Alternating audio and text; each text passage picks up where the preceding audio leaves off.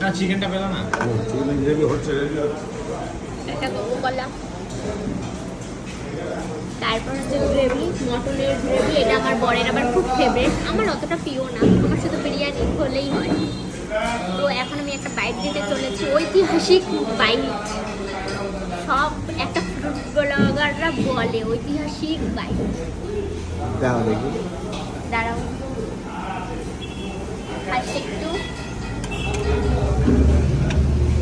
First একটু মটনের gravy, তারপর হচ্ছে একটু পেঁয়াজ, একটু আলু, একটু ডিম, আর একটু মটন। মটনটা কি ধরে ধরে করছে?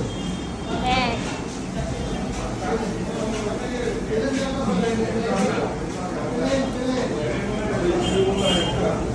সেই স্বাদ। আর মটনটা কেমন দেখো, সফট নাকি বড়? এরকম ধরলেই খুলে যাচ্ছে, ধরলেই খুলে যাচ্ছে। দাঁড়াও, ধরে ধরে পড়ছে, ধরে ধরে পড়ছে, পড়ছে না কেন? এটা হচ্ছে এই চর্বির সাথে লেগে আছে বলে পড়ছে না, কিন্তু মটনটা খুবই সফট, হ্যাঁ সফট। সত্যি খুব ভালো বিরিয়ানিটা। তুমি খাও এবার।